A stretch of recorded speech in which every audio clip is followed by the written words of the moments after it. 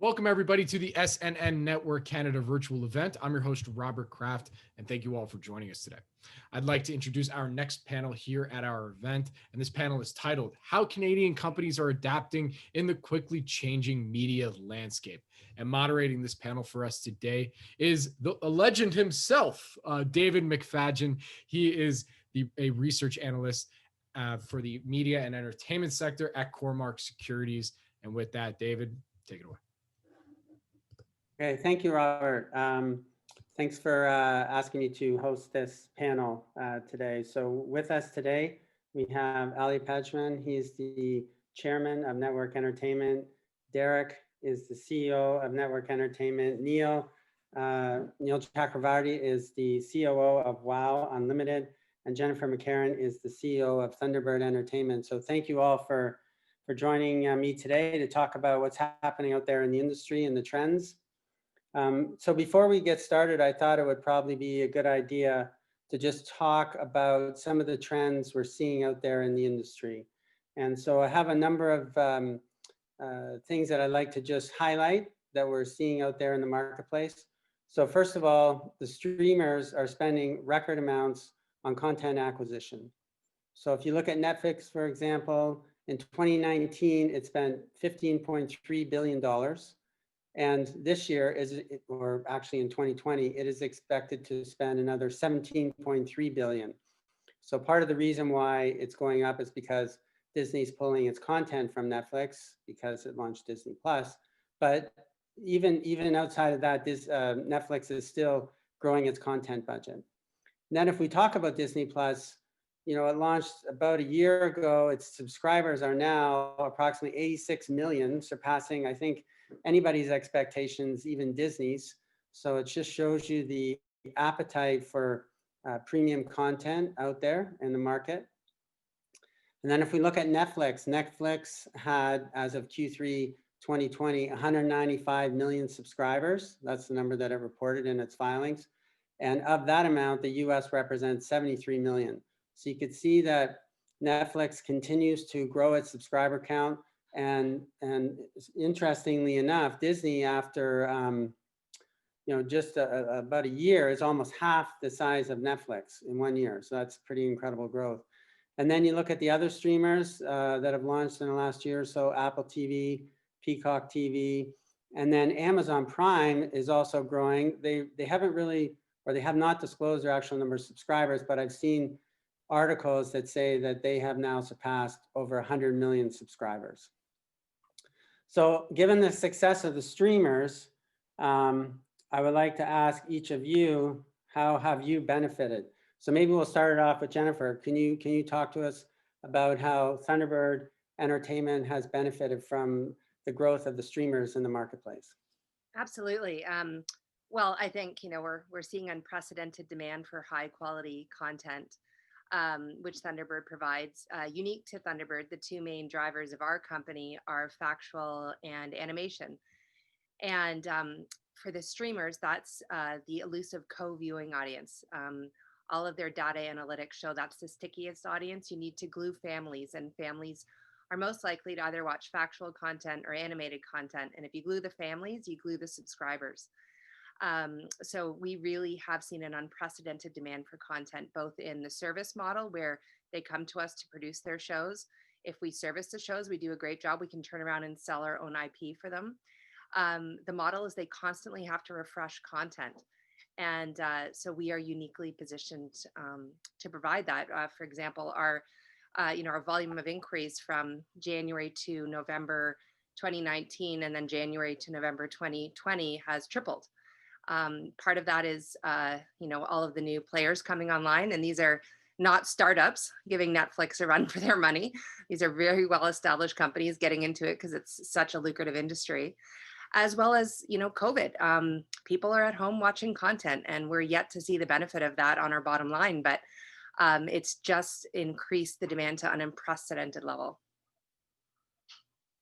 So maybe could you give us some specific examples about how you benefited? Like, what shows exactly are you selling to what streamers? Like to get some details on that. Yeah, we have, Last Kids on Earth is set up with Netflix. That's New York Times bestselling book for us. That's regularly on the top 10 bestseller list between Harry Potter and Diary of a Wimpy Kid, so well positioned. That's been set up. We're doing an interactive content. We have a toy line, video game line coming out this spring. Increasingly, we're seeing models like the partnership model, where streamers, for example, Netflix and Disney have come to us. And because they need to turn on so much content, they don't have enough execs internally to do that. So they need companies like ours that are full service, that can handle all creative from pre-production through post-production, all the writing, to do everything. And as a result of that, we gain ownership in the show, be it in back end and any cross-media exploitation, merchandise, licensing, distribution, you name it. So because the type of work that companies like ours provide is under such demand and the need for content is so high, we're better able to leverage our position for ownership, as well as the tension in the marketplace. When you go out to sell a show, you're no longer just pitching one or two people. So it's been a real benefit to us. So I think you've grown your service work, right, as a result of the streamers. Is that correct? Yeah, we're about 50% IP and 50% service. And we had revenues of 81.3 million this year. That increased 42% over fiscal year 2019, and EBITDA of 15.5 million. That increased 25% over fiscal year 19, and we're growing. So, and we're booked right through 22. So we have great visibility, and that's just because of this huge demand and keeping quality as our North Star, because only the highest quality will survive. When you're looking through and you have so much choice and people are trying to decide what to watch, only the highest quality will stand out. So we've kept that as our North Star. Okay, so, but Last Kids on Earth, is that a proprietary show? Like, are you benefiting on the proprietary side as well, no? Yep, it's IP. So we, any ancillary business that comes out of shows like that, be it video games, mobile games, all types of cross-media exploitation, ice skating shows, bed sheets, you name it, we do stand to benefit from that. So when you talked about being booked out to 2022, I thought in the COVID world today, we can ramp up so quickly, we can hire animators, everybody's working from homes. What exactly does that mean when you say you're booked up till 2022? Well, I mean, within our projections, and you're right, we're no longer constrained to the four walls of a building. Before we used to, do a massive Tetris puzzle of how to roll crews and where everyone would sit. And now, that's all free. We'll never go back to 5 days a week in the office. And so it does allow us, if a show comes in that we have passion for, that we great partners, that makes great sense for the bottom line, we can look to set it up now, because the models have changed. We meet all the tier 1 security protocols with Disney and whatnot, which is tough. So we can work off site and have greater flexibility in how we can expand. So maybe if I can just rephrase, just to make sure I understand this correctly. So when you say you're booked up to 2022, it means your forecast, your internal forecasts are pretty much set, right? Yeah, we've hit our forecast, but doesn't mean we can't beat them. Right, correct, right, okay. So let's move on to network entertainment. Ali, could you respond to the question that I was asking Jennifer about how network entertainment is benefiting from the growth of the streamers out there in the marketplace? Thanks, David. Yeah, I think the point that Jennifer makes about quality is kind of paramount in it all. There's obviously a lot of discussion around the demand, and that's just a colloquial way of talking about it. But truly, the impetus in our business that we're seeing, and the reason I can't talk to Derik as often as I used to when I first became chairman, is because his time has been taken up so much by the development of our backlog and our future projects and the intakes, because the quality is good. They're not necessarily chasing everything. I mean, it's perceived that way, but that's what the benefit that we're seeing, and hopefully we'll continue to ramp up our growth. I'll let Derik add to that. Yeah, I think those are good points, Ali. And I think what's interesting is, and every time, to be honest, I look at what's happening in the industry, Thunderbird's name is continuing to pop up. So hats off to you, Jen, and the team at Thunderbird. We're big fans of you guys, and I think you've done a great job of describing what's happening in the industry. I think what we've seen is, it's a little bit of a miracle, really, at the end of the day. You used to hear that content was king, and what's basically come forward in the last, call it 24 months, and Netflix was certainly the leader, as you mentioned, Jen, is that the doors are being kicked open, and every major media company and every major tech company now has their own streaming platform. So what that's done is exponentially, that's for companies like ourselves, that's just opened the door for a whole slew of new buyers. I know when we sat down, I guess it was in the summertime, just sort of catching up on all the various, companies we were in front of to sell content. We looked and said very easily, there's 15 to 16 streamers that are prime targets for our content. We're already in business with 5 or 6 of them now, but there's 15 of them, and we consider those to be prime targets. So this new revolution in content exhibition vis-a-vis the streamers, vis-a-vis these media companies, vis-a-vis these technology companies is revolutionary, and it's absolutely setting us up for a great success, just as it is with our compatriots here on the Zoom today. So Derik, I always like to get a little bit into the details. You talked about how you're doing business with, I think, 5 of the streamers. Can you give us some specific examples of some content that you're producing and delivering to these guys? Yeah, I think what I typically do, David, is because we work very closely, as you know, with not just top streamers and buyers, but also A-list talent. And there's a process that I know that Jen and Neil follow as well, that we release information on the projects we're producing after our partners have already press released the content. So I'm going to give you what I can, and I'll give you a little hint of what's happening, if I may. And I think for us, we have either been in business or are in business with companies like Apple TV, NBC Peacock, Epix MGM, YouTube, Amazon, Crave, our own Canadian Crave. And those are folks that we're in business right now. And these are docs, feature docs. And as you know, and maybe it's worth emphasizing, I know we'll talk more about it, but our lane is very specific. Unlike Thunderbird, who have this amazing animation business and this factual business that they specialize in, and what the team does with Neil as well, with animation, we're one lane. We are in factual feature documentaries and documentary series. That is our lane, and we've been focusing on that. We put our stake in the sand in America in 2010. We were shortlisted for an Academy Award with our Facing Ali film that we produced in partnership with Muhammad Ali and his family. An amazing film, an amazing story, and that really opened the doors for us. And since that moment in time, we have been focused on the US marketplace, the international marketplace, and as good Canadians, we work very closely with our Canadian buyers as well. But there's a dramatic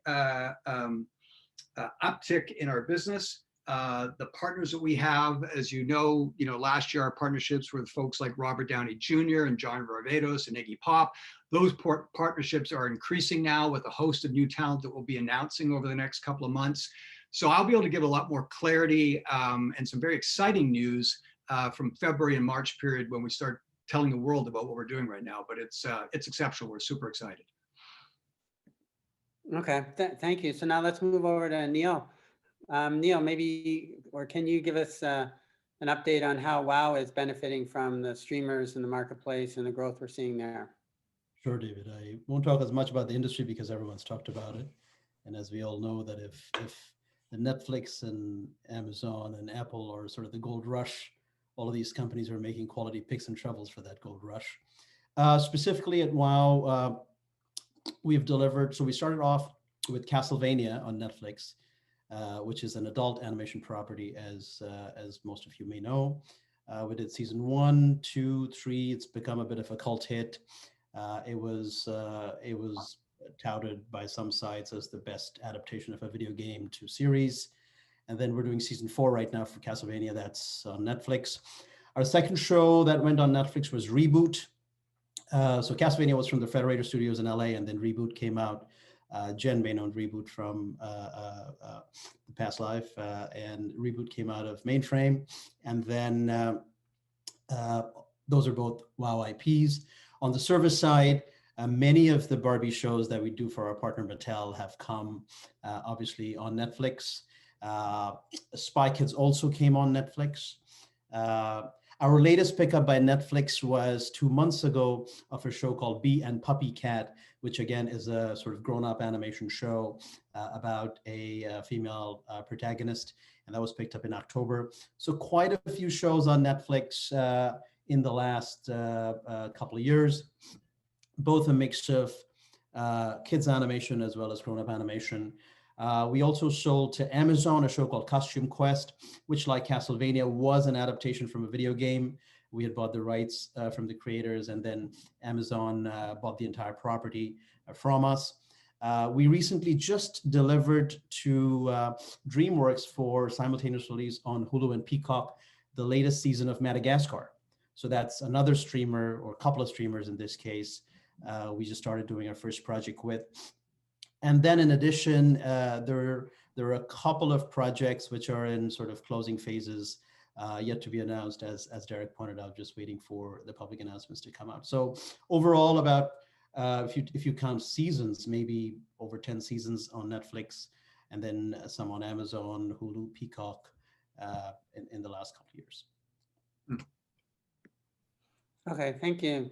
So it's great to see that all of you are benefiting from this growth we're seeing in the streamers, because I've seen some other entertainment companies talk about the growth, but then when you ask them the specific details of the shows, they're kind of short on answers, some of them. So it's great to see that everybody has specific shows that they're delivering to the streamers and benefiting from the growth we're seeing in the marketplace. So let's just talk about the traditional video outlets. So CoreS has a service called StackTV. It's available to Amazon Prime members. They started up about 6 to 9 months ago. So from 0 subscribers to about 300,000 in less than a year. And what StackTV is it's a bundle of 12 of CoreS more popular channels. And actually it's really benefiting CoreS, because CoreS receives $8 per sub per month for the package. And normally it would receive about $4 per sub per month from the traditional distributors like, say, Rogers or Bell or TELUS and so on. So what I would like to understand is, we talk about success we're seeing in the marketplace on the streamers, but how are you? I'd like to know how each of you are doing in terms of selling a product to the traditional video system. So maybe Neil, maybe you could start us off, since we're talking with you. Sure. Yeah. Well, the streamers actually ended up being additional buyers for the content. So the discussions with the traditional companies continue unabated, and we've got some service projects that have surfaced and are coming out on channels like Nickelodeon. Discussions continue with the larger kids networks. So whether it's Nickelodeon, Cartoon Network, Disney. In the case of DreamWorks, like we said, we did Madagascar, which came out on streamers, but could have gone to. It may end up in channels in other countries, because Hulu and Peacock are not distributed across very many countries yet, primarily the US for now. So we're seeing an equal number of discussions, but I think what we've seen in terms of pure sales is more sales to streamers as a percentage of sales in the last 4 years, at least as far as WOW is concerned. Mm-hmm. But you are still doing some business with the traditional videos. Absolutely. I think the one qualifier to the response I just made, I would add, is that because a lot of our shows are service shows that may end up on channels. I'm not calling them direct sales to channels, but they're service shows for buyers such as Silvergate, such as Mattel, which are ending up in channels worldwide. Okay, maybe Jen, can you respond to the question about how Thunderbird is doing in terms of selling product to the traditional video players? Absolutely, David. Yeah, it's still a major part of our business model. On our factual division, shows like Save My Reno, Worst to First, Highway Through Hell, Rescue 401. I mean, Highway Through Hell is going into its 10th season. Those are all set up with the traditional broadcasters like Discovery. And then we get second windows on Netflix. We fully own those shows. And then when the rights come back to us, we sell them to the streamers. Similarly, Kim's Convenience is Canada's #1 hit comedy on our scripted side. And animation, and a good example would be Molly of Denali that we developed with PBS. It won the team won the Peabody Award this summer. And in fact, we're working with the inauguration of the Bidens, because it's such an educational piece. So I think there's a huge demand for content still on traditional broadcast. And I believe that going forward, people will just continue to personalize content. what appeals to them, and a little bit from here, a little bit from there. And I think that's, there'll always be a role for traditional broadcast. And we see the strength of those broadcasters in fact moving into streaming. Like Discovery announced just shortly before the break that they're also going to be streaming their content. Okay. And then maybe Derik, we could go to you now, and you could tell us about how you're doing in terms of selling product to the traditional video system. Yeah, absolutely. I think Jen just made a great point at the end, which is what we're all seeing now, is that we're absolutely continuing to work with. 25% of our productions are with traditional, broadcasters right now that are in the house, and we're continuing to pitch and sell to them. But what's happening is you're seeing these linear broadcasters, in many cases, having their own streaming service or AVOD platform. So they're getting, additional value out of that content, which certainly gets into a situation where, when we're talking about rights and ownership and distribution of content and how we are able to monetize accordingly, that just deepens the discussion, how we all work as great partners together. But the point being that it's allowing these traditional broadcasters to not just really have one kick at the can, and when it's as competitive it is right now for them against the streamers, they need that ability. And, I've said this, and I'm sure everybody else would agree, we're platform agnostic. Our content can be on any type of platform, whether that be linear television or streaming or AVOD or transactional or mobile or theatrical. And so I see linear broadcasters continuing to be strong buyers for the foreseeable future, and they certainly are now. So given our discussion about traditional video, I thought we would just talk about the impact of advertising. As a media analyst, you're always looking at TV advertising trends. And if you look at the trends, it's been going on for many years now. TV advertising continues to lose advertising dollar market share to digital. So the ad dollars are going to other content via digital outlets like Facebook, YouTube, Google, etc. Obviously YouTube's very popular with kids watching video content. And so that money is not coming back to the traditional video ecosystem to be spent on content like the content that you're producing. So given the ongoing loss of traditional video ad dollars, I was wondering, how is that impacting your business, and does that worry you? Jen, maybe you could start us off with responding to that question. Yes, all your points are salient, David. We haven't seen the impact of that. We still have several shows on traditional broadcast that have sponsorship within, the Toyota trucks and Highway Through Hell as an example. So there's other more creative ways to continue to generate that revenue, and the demand for content remains high around the world, both traditional and streaming. When after your window of exclusivity, people need content for, you name it, trains, whatever they're doing. And so the ability to distribute and still earn money on those distribution dollars, which is recurring revenue forevermore when you own the copyright, is still extremely lucrative. As well, you can take, especially when you have ownership, translate money that might have been lost in the advertising dollars into other forms of ancillary revenue, like games, huge, microtransactional games, mobile video, toys, bed sheets, you name it. So there's other ways that the power of a brand remains strong. So if you build a major global brand, the ways to recognize that revenue and create more forms of recurring revenue still exist today. Okay, so you're not, well, I guess you haven't seen it yet in your business, and you don't seem to be too worried about the loss of ad dollars on traditional video impacting the purchasing power from the traditional video ecosystem. You haven't seen it yet. No, not yet. No. No, not yet. Okay.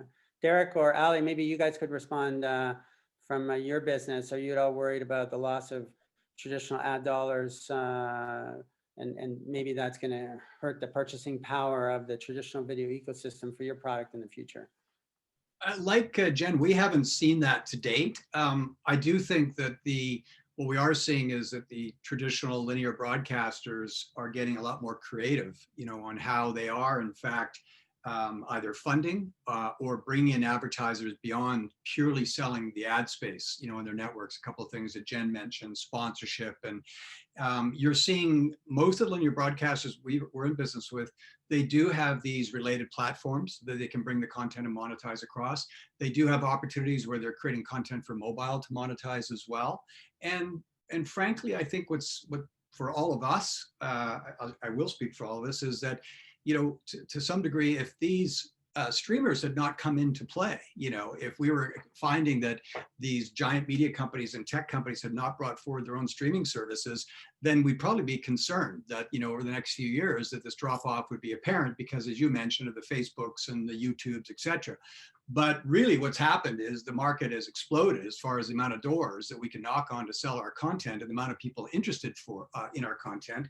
And so really what we're seeing is an overabundance of buyers. I shouldn't say an overabundance, but a significant amount of buyers vying for quality content. And if you've got quality content, you've got something that's highly in demand. And whether that's a linear broadcaster stepping up and saying that is worth the investment to help me maintain those advertising dollars, or whether it's a streamer that's saying that's what I want to put front and center on my tile. And I think what's also happening is, you know, what's interesting, you look at that ad market, and as much as you're so right, I mean, the dollars have definitely been deflected into what we're seeing in the online channels, the YouTubes, the Facebooks, the mobile advertising, particularly for the younger audience. But you're still talking about $70 billion in advertising spend on traditional linear television. So it's still a chunk of money. And I think that we're going to see for the foreseeable future in our world, I don't think that's going to be impacting us in a negative fashion. And I think it is because there are, in fact, a number of opportunities to sell our content to other distributors that are in the streaming business. David, I will add one kind of nomenclature. Advertisers shifting in the way they're advertising, as you can tell, because people are tired of the traditional way of doing it. And I don't have very many examples of this, but like, for example, I think Gucci is also trying to get into displaying their brands and through a different medium, including, you know, films and direct content like we produce. So I think you're gonna see some direction coming in from that side as well. That's a good point, Ali. Yeah, absolutely. Branded content from advertisers, without a doubt. Okay. And Neil, could you respond to the question? Like, are you at all worried about the loss of ad dollars on traditional TV? Are you seeing any impact to your business? I mean, if these dollars keep going away, what do you think is going to happen? Right. We haven't seen like the other panelists, we haven't seen that much of an impact. But as you know, in the case of WOW, we anticipated the growth of this world right from the beginning, and which was the inspiration behind having an MCN to deal with. And, you know, over the years, you've seen the YouTube business grow. There's been volatility in it, but you've really seen the YouTube business grow from a very small base, and you've seen the power of how big it can grow when, with the right partners, it was growing in tens of millions for WOW in the last few years. And even as we stabilize on the back of COVID, we're again seeing the benefit of YouTube ad revenues from the sort of hard to reach demographic, namely the millennials. And even though we're seeing less advertising on the kids side of our business, we're actually getting the benefit of YouTube advertising surges on the grown-up side of our business. So if you look at YouTube's revenue, Q3 going up significantly over Q2, similar case for us, our revenues in Q3 went up significantly as a proxy. So we're benefiting in that business. We are part of the digital side of it and benefiting from the growth of YouTube, because it's not only the #1 player, I would argue it's #1 to #19 in the video world, especially in AVOD, where there's no one. And I think the trick will be to find the optimal business model between network channels and owned and operated channels. So I think once companies sort of figure out that and optimize, this platform for the foreseeable future is going to be a very, very large video platform to monetize. And with the largest sales force in the world driving that sales, we definitely want to be sort of placed alongside YouTube and, you know, build from the billion 3 views that we have now onward as the quarters go by. So let's talk about mobile advertising. I keep seeing these trends about how mobile advertising is growing, over 100%. Jeffrey Katzenberg came out with his service called, I don't know if I'm pronouncing it correctly, Kiwi. It didn't survive, it folded up. I'm just wondering, is it possible to make money on mobile through selling some of your content, Neil? Well, if it's direct to consumer, it's a harder proposition than being part of a bundled offering. So where we're seeing AVOD mobile offerings succeed more are in large aggregators, typically aggregators under mobile networks. And some of these plays that are more successful are in the emerging world, in the Asia Pacific region, in the MENA region.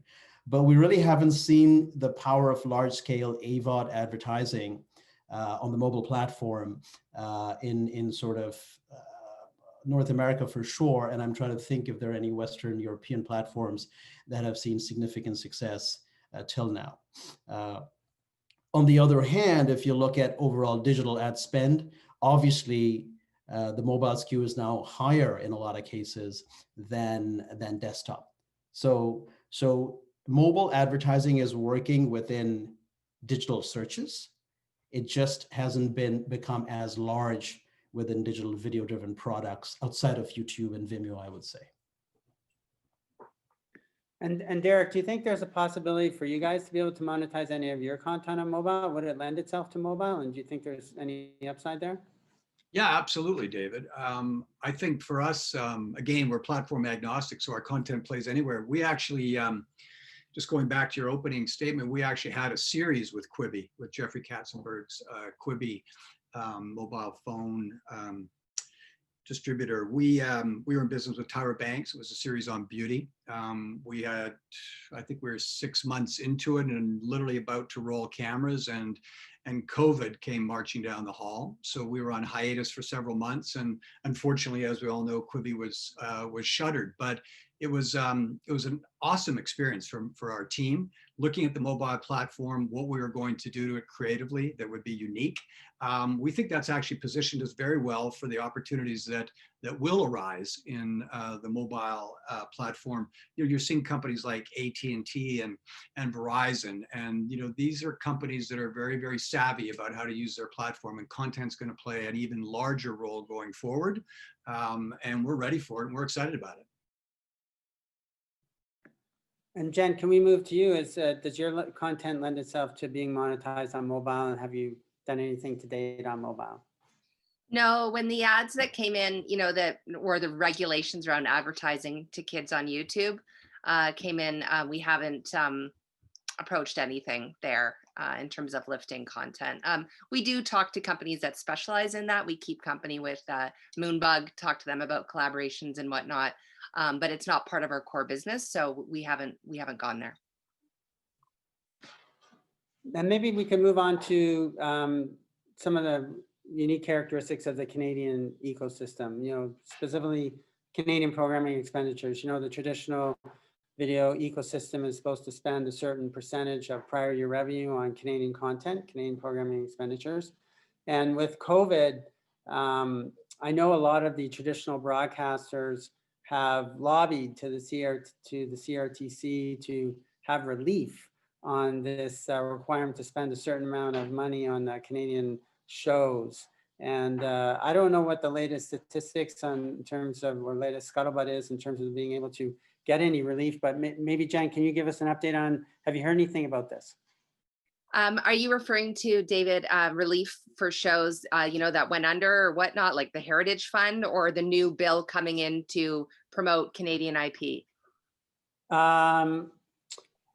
It would probably be the latter, but I mean, specifically, well, I shouldn't name a specific broadcaster, but there's one out there who's looking for relief in terms of not being required to spend a certain amount of money on Canadian content because of COVID, and the production system was, shut down a little bit.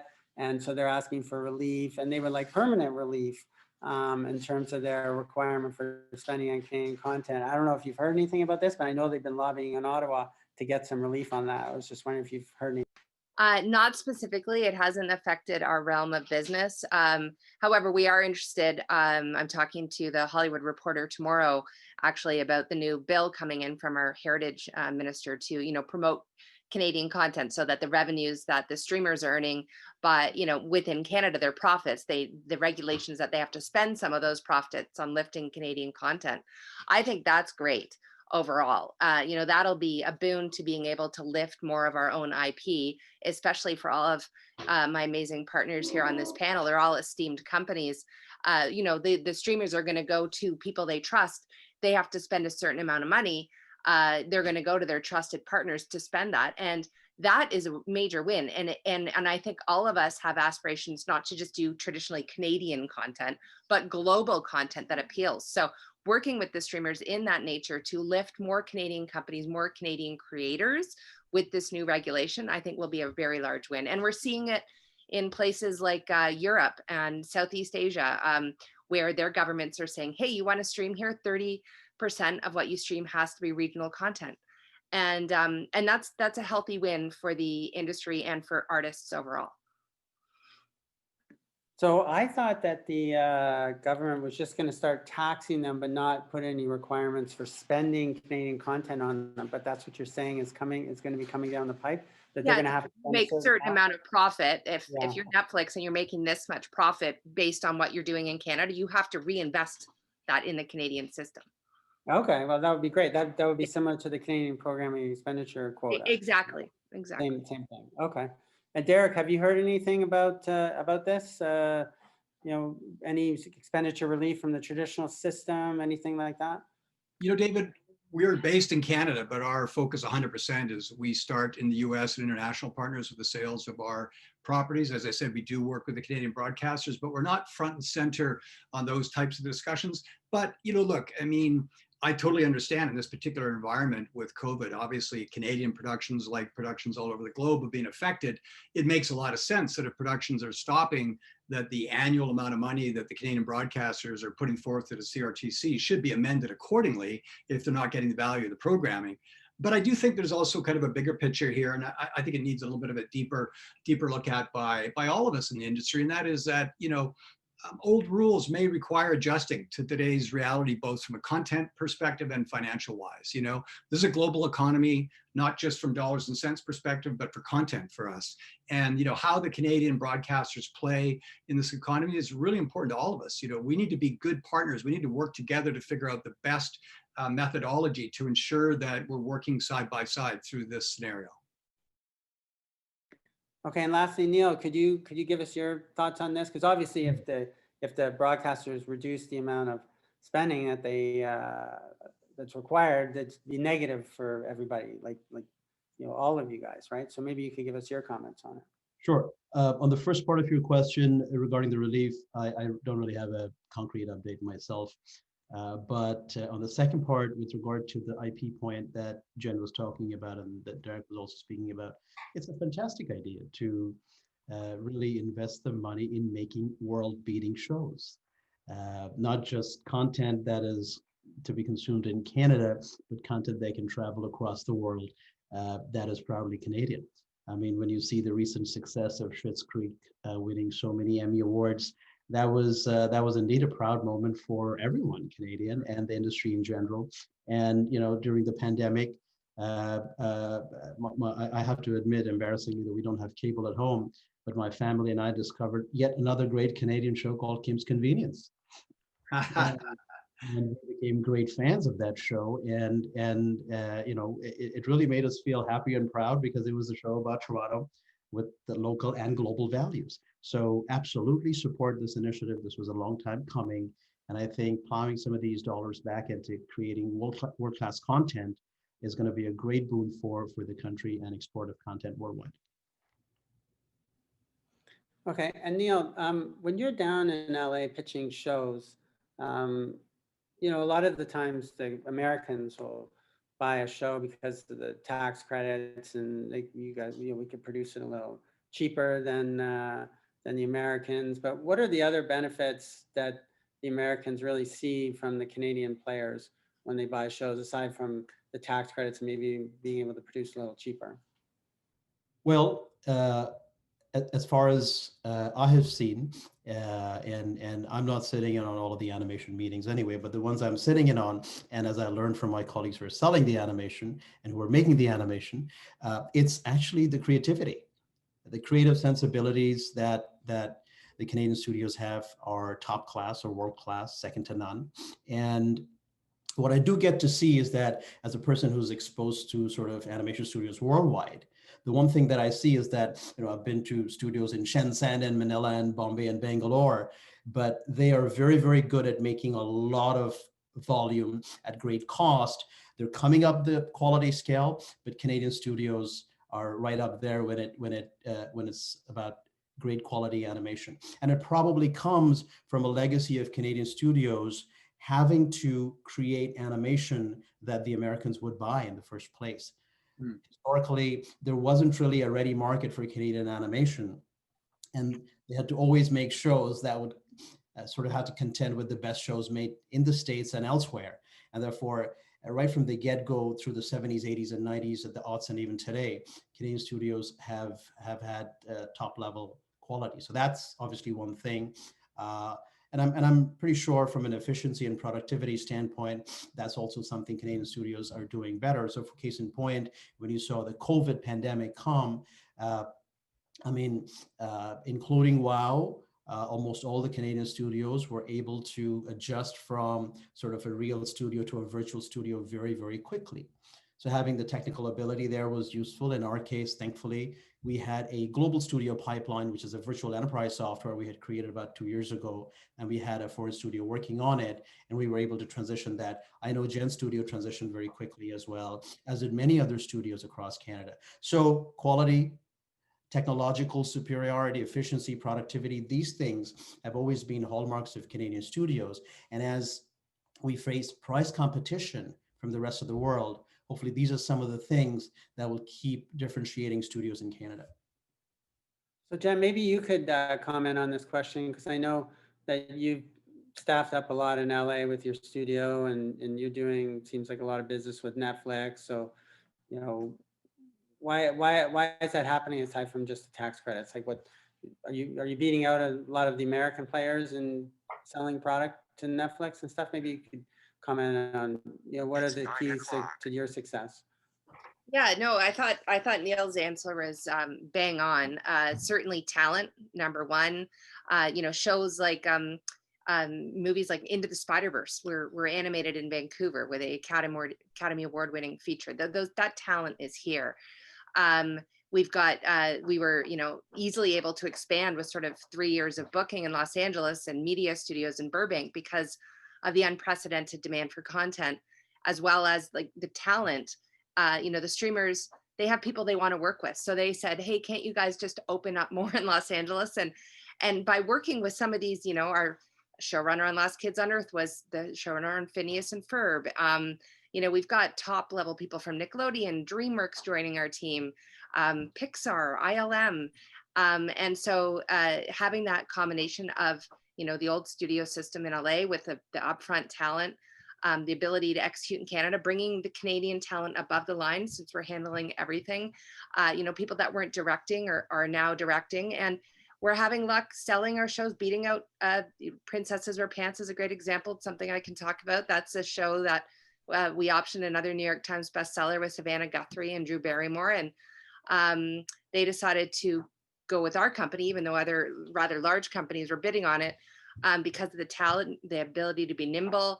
Neil touched on it. We saw it during COVID. A lot of other countries didn't have the infrastructure to work off site quickly. And it really allowed Canada further stand out as not only highly talented, but dependable. I think it further ingratiated us being in the same time zone as where a lot of the buyers are. And then to all of our teams, Neil's teams, I know included on the animation side, flawlessly delivered. No delay, was outstanding. In fact, what came out actually was that Canada's technology infrastructure is stronger than the US's in terms of, the ability to work virtually with Wi-Fi and internet providers and all of those things. It's a really strong. And so we've come out not only as trusted, high talent, dependable, operating with integrity, same time zone, put in the tax credits. It's almost an unbeatable proposition.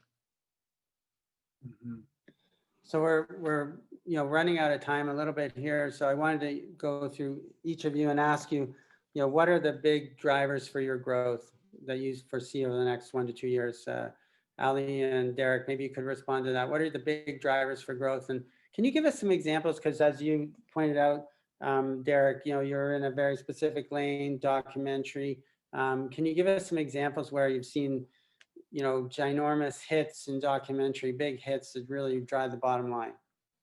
Yeah, absolutely. I mean, look, I think when you start talking about gigantic hits or home runs, people are akin to say, something like the Amy Whitehouse documentary did $24 million and in theaters all over the world, or Justin Bieber did $70 million, or maybe even, Mr. Rogers says 22 million. You've got documentaries where there's been a big investment, not just in the creation of the product, but in the marketing of it, to put it into those venues, to be theatrical, to have those kind of what are perceived as home run numbers.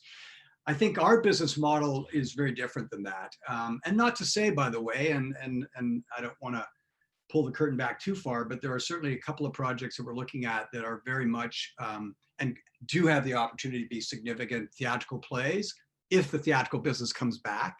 But we've always been really positioned to create content that is ideally suited, high level quality premium content, ideally suited for what we have right now, this marketplace, these platforms, whether this be streaming, whether it be linear television, whether it be mobile that we've described.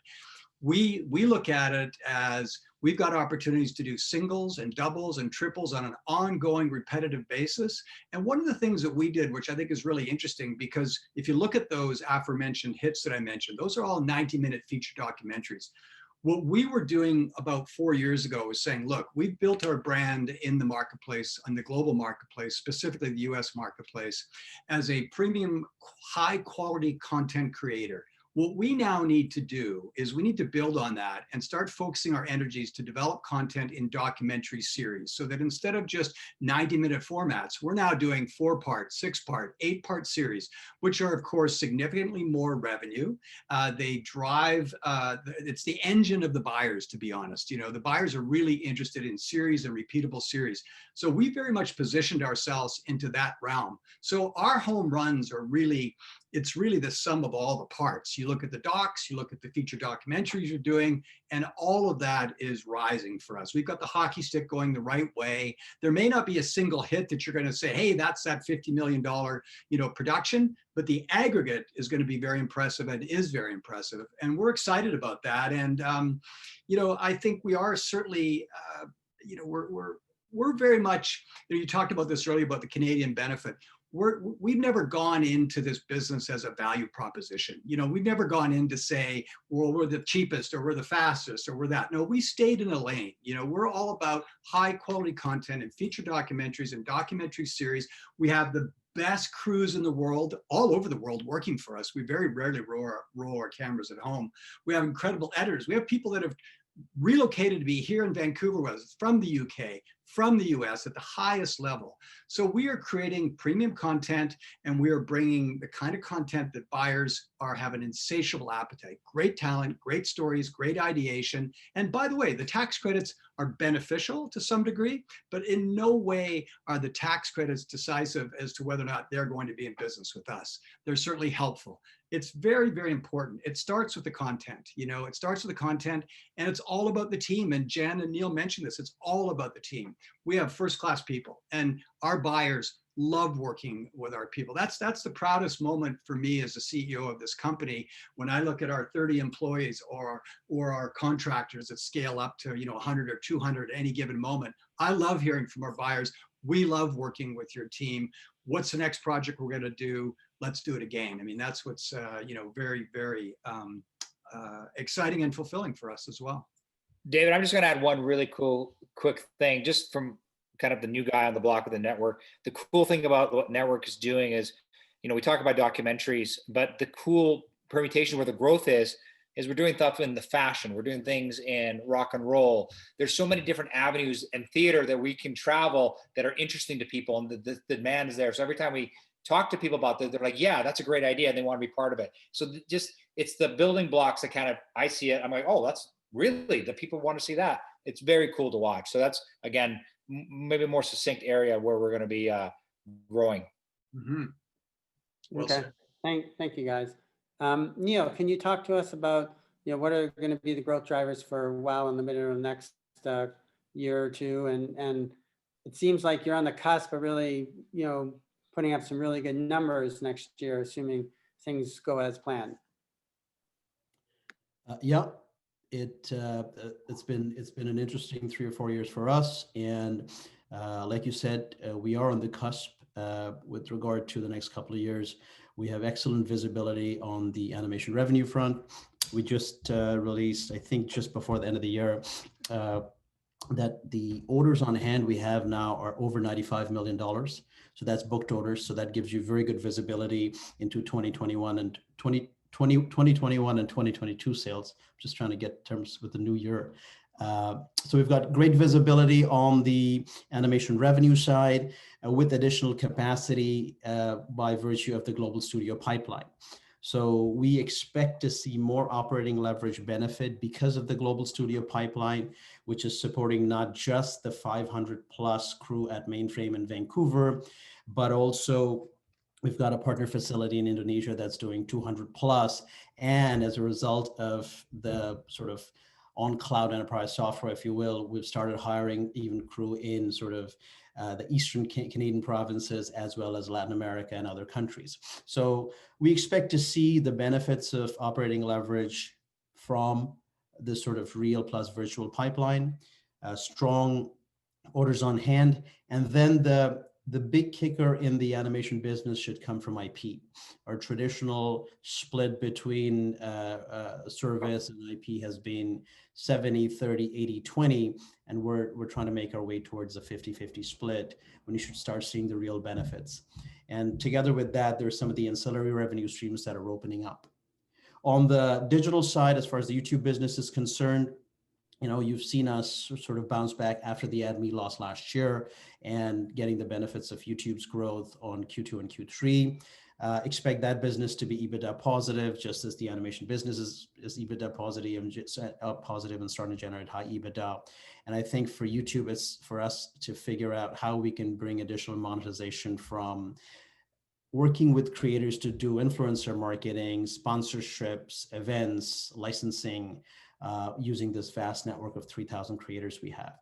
So all in all, it is a bit of an interesting sort of pivot or turnaround year for us. We have good visibility into the revenue stream, at least for the next several quarters, and additional capacity. And hopefully it's all about execution for the rest of this year and showing the market some decent results. Okay, great. Well, we'll look forward to seeing those great are being reported. Jen, can you talk to us about your drivers for your business? Absolutely. I think of interest with Thunderbird is that we remain debt-free. So the phenomenal growth has been fueled organically. We have zero corporate debt, which allows us to be extremely nimble and opportunistic right now. We have over 40 projects coming up through our various pipelines, factual, animation, scripted. There's some really good announcements coming. And again, this IP that we own can be leveraged into all the different forms of recurring revenue, like the microtransactional games, mobile games, console games, everything I've mentioned, ice skating shows, you name it.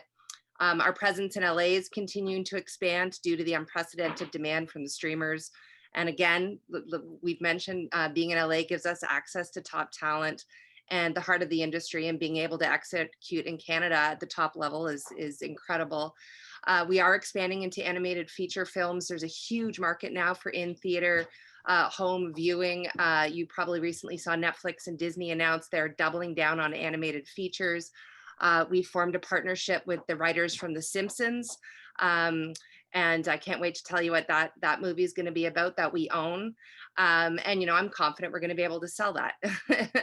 And an example of, Trolls being released on theatrical in April 2020 went on to be one of the several streaming records that, people are releasing now direct to home viewing all the time. And we're so uniquely positioned to capitalize on that. And we're looking to increase, again, because we're debt-free and nimble, our presence in territories around the world. examples like Europe, Southeast Asia, where Netflix, Disney, everyone's announced they need to go. They're measured on success by subscriptions. They're going to tap out in North America. They have to go further abroad to keep that subscription base growing. And by having ownership or partnership in countries, especially ones with protectionist governments that are saying, hey, we support the industry with tax credits. And we're similar to now Canada, what they're doing, like France, for example, is saying 30% of what you stream here has to be French content. If we have ownership in those areas, we can leverage our relationships with all the streamers, help them lift their own IP, and then run that IP that we have ownership in through our burgeoning consumer products and distribution division. So we've got it's going to be a good year. Okay. Well, we're out of time. So I just want to thank you all for participating on this panel with me. As a matter of disclosure, Coremark covers WOW Unlimited. We have a buy, a spec buy and a target of $1. And we cover Thunderbird Entertainment as well. We have a buy target 3.25. Stock's basically there. We'll have to revisit that. And we don't currently cover network entertainment. So thank you all very much for your time, and stay safe and stay well. Thank you. Thank you very much. Thank you, everyone. It was an honor to be on the panel with all of you guys. Thank you very much for having me, Robert. Yeah, And before real quick, before I let everybody go, where can everybody go and find more information about your company? So Neil, I'll go to you first, and we'll do a counterclockwise. The website is www.wowunlimited.co. And I'm not going to waste everyone's time with the numerous Twitter handles. Very good. All right, Jennifer. Thunderbird.TV. Very good. David. Networkentertainment.ca. I meant Derik, you know, Yeah. and then that was, you know, and David, where can people find more information on Coremark? You have to be a Coremark client, but Coremark.com, you could sign into our dashboard, but you have to be a Coremark client. Very cool. And Ali, where are you instead of your website? How about that? Sorry. I think Derik already told you never get it. Where am I right now? In Whistler. Yeah. Okay. That's what I know you guys are the same. So I have to ask a different question. Oh yeah, no. We've got all our stuff on our website, and new corporate presentations coming out as we kind of evolve our story.